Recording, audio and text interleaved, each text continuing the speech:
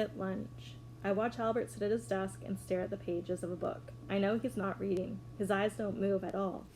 I see he has a new bruise on his jaw, and I decide I'm going to go over and talk to him. Hey, I say. He looks up. Then something comes out of my mouth that I don't expect. Do you want to sit with Keisha and me today at lunch? Why, he says.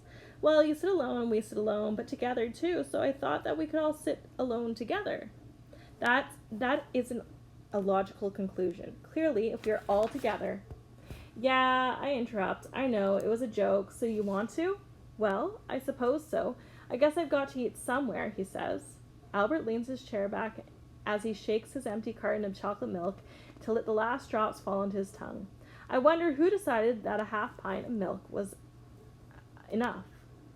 Why don't you just buy two, I say. He puts his chair down and stares. Can't you just look or ask your mom for extra money in the morning? I say, readjusting my fake sling. This thing is a pain. I don't have to ask for money. It's kind of prepaid, he says.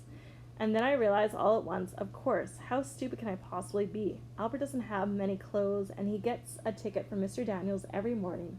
I guess I never thought about it before. He must get one of the free lunches. I hope I didn't upset him, so I say, I'm sorry about that. I'm sorry. About what, he says. Well, you know, that you get free lunches. He shrugs. There are worse things than a free lunch. I mean, yeah, I guess I say.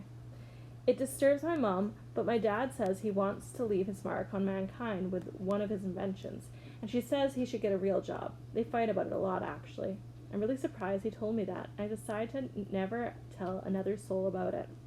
Hey, says Keisha, sitting down.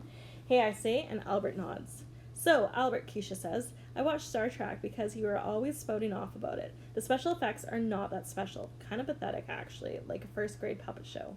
Albert looked horrified. Keisha laughs as she unwraps her sandwich.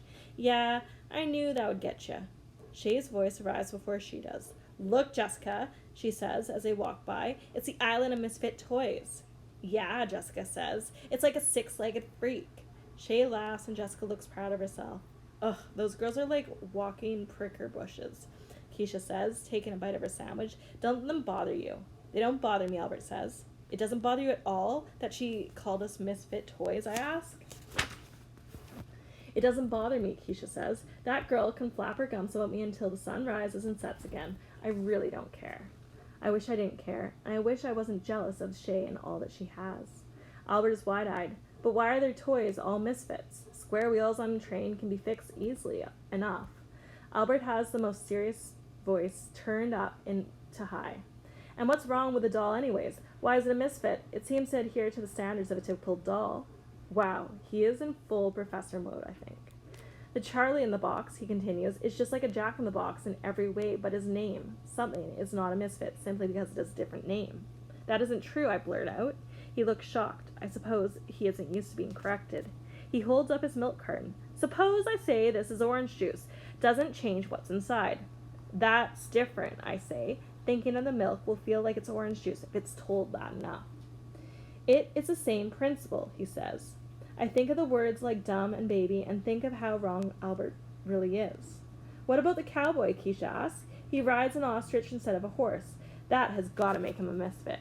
It is illogical to say that he is a misfit just because he chooses to ride a different animal, provided he can carry out his cowboy duties. Albert, Keisha says, how can you possibly say cowboy duties with a straight face? I don't understand, he says. Keisha's forehead touches the table, and he continues, especially when you consider that ostriches run faster than horses, require less water to drink, and can use their legs and feet as weapons. They are fierce kickers with sharp claws. I, for one, would trade a horse for that. It's just logical. And then I think that if someone hung a sign on me that said anything, having that sign there would make it so. But people have been calling me slow forever, right in front of me as if I am too dumb to know what they're talking about. People act like the words slow reader tell them everything that's inside, like I'm a can of soup and they can just read the list of ingredients and know everything about me. There's lots of stuff about the soup inside that they can't put on the label, like how it smells and tastes and makes you feel warm when you eat it. There's got to be more to me than just the kid who can't read well.